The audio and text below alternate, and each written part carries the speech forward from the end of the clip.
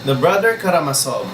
Author and background. Fyodor Mikhail Dostoevsky is renowned as one of the greatest novelists and literary psychologists.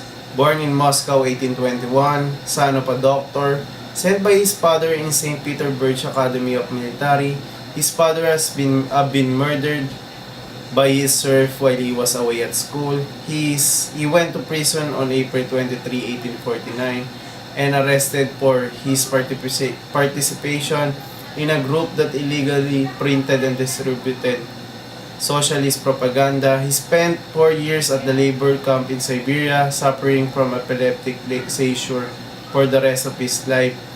Married to Maria Dmitrievna Isayevna, who died of consumption 7 years later. He spent much of the 1860s in Western Europe. During the time, he struggled with poverty, epilepsy, and addiction to gambling. 1867, he marries Anna Grigorievna Snitkina, who helped to cope with his epilepsy, depression, and gambling problems. Dostoevsky died in 1821, only a year after The Brother Karamazov has been published. The title of the movie is The Brother Karamazov, directed by Richard Brooks. Lead actor is Lee Jacob, Fyodor Pavlovich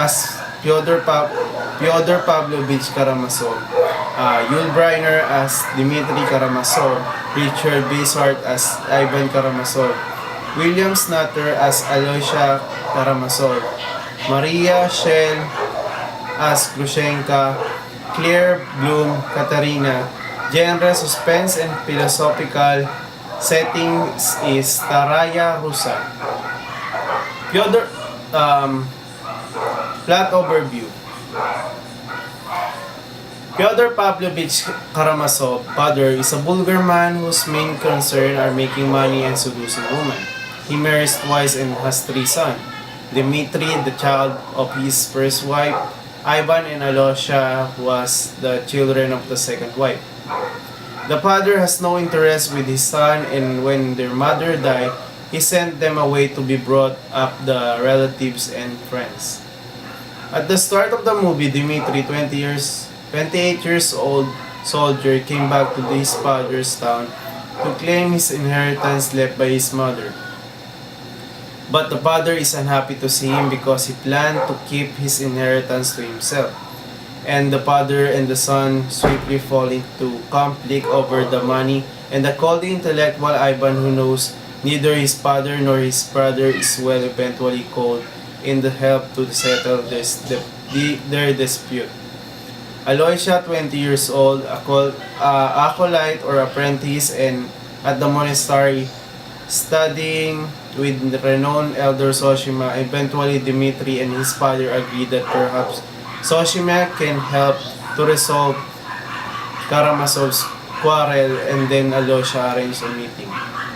At the monastery, the father Karamazov brother makes fool of himself. Brother makes fool himself by mocking the monk and telling vulgar stories. Dmitri arrives late, and the father and the son embroiled in a shouting match na lumalabas na hindi lang pala yung pera ang dapat nilang pagtalunan, kundi yung pagmamahal nila kay Grushenka. Si Dmitri, niwanan niya yung fiancé niya para habulin si Grushenka. Tapos yung tatay niya nag-promise kay Grushenka para dun sa nabibigyan ng 3,000 rubles para maging lover lang niya. Tapos, na yung pera na yon na ninakaw ni Dmitri kay Katarina para lang dun sa lavish trip ni Grushenka. Ngayon kailangan mabayaran ni Dmitri si Katarina. And while the father and the son quarrel, the old wise Soshima unexpectedly kneel and bow his head to the ground at Dmitri's feet. Pinaliwanag niyo to kay doon sa kapatid ni Dmitri na si Alyosha, na si Dmitri is destined to suffer greatly. Many years previously, Fyodor Karamazov, a father, a poor son with a retarded mute girl who lived in town. As the village idiot died, as the as she gave birth to the baby, who was taken in by servant for him as well. Fyodor never treats Smerdyakov as a son, and Smerdyakov develops a strange and malicious personality, also suffer from epilepsy.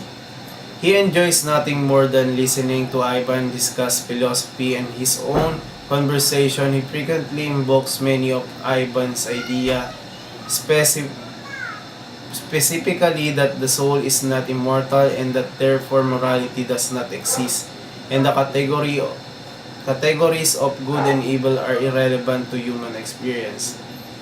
After the humiliating scene in the monastery, Dmitri sent Aloysia to break Dmitri's engagement to Katerina.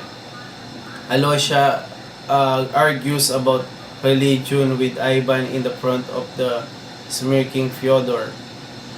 Also, he gets caught in the middle of another explosion between Dmitri and his father over Grushenka, in the course of which Dmitri throws his father to the ground and threatens to kill him. But despite the hardship of his day, Aloysia is so gentle and loving that he is concerned only with whom he might help his family. After tending his father's wounds, he returned to the monastery for the night. The next day, Aloysia visits Katerina. To his surprise, Ivan is with Katerina. And Aloysia immediately perceives that Ivan and Katerina is in love. Aloysia tries to convince them they should act on their love for one another, but they are too proud and cold to listen.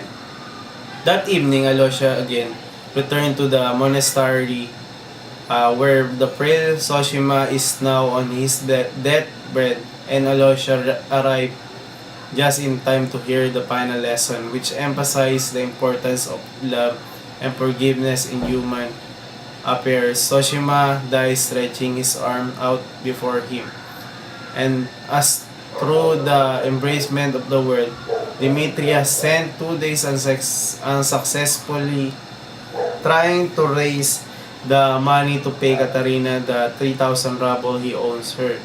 No one will lend him the money, and he has nothing to sell.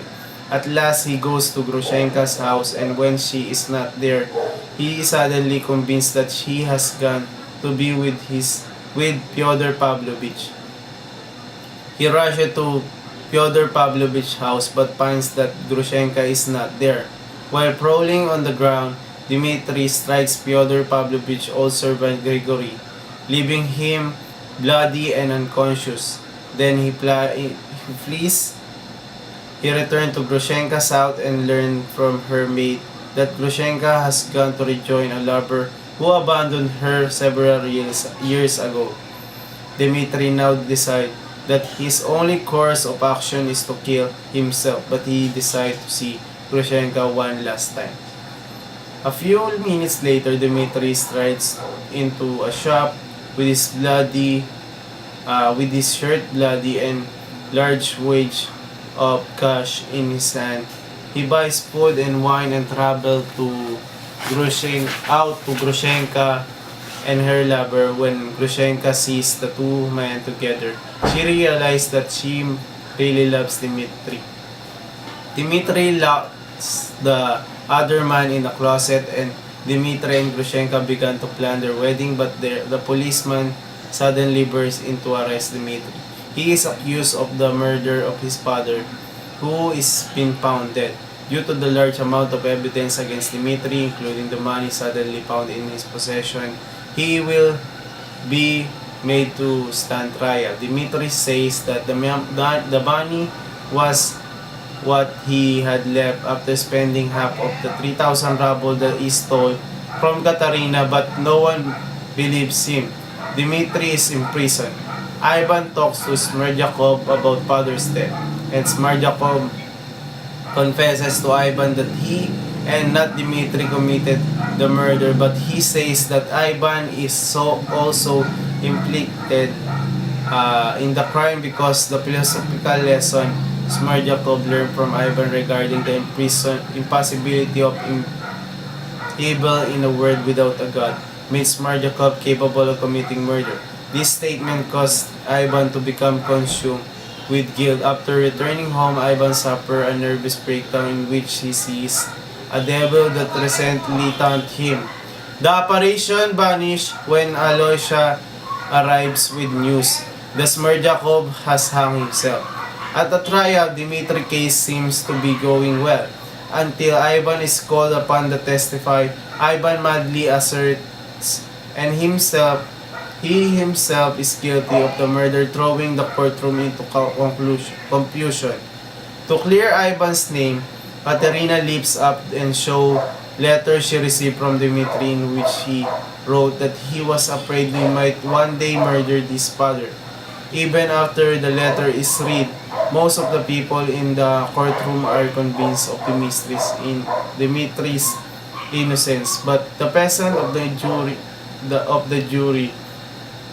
find himself guilty, and he is taken back to the prison to await his exile in Siberia. After the trial, Katerina takes Ivan to her house, where she planned to nurse him through his illness.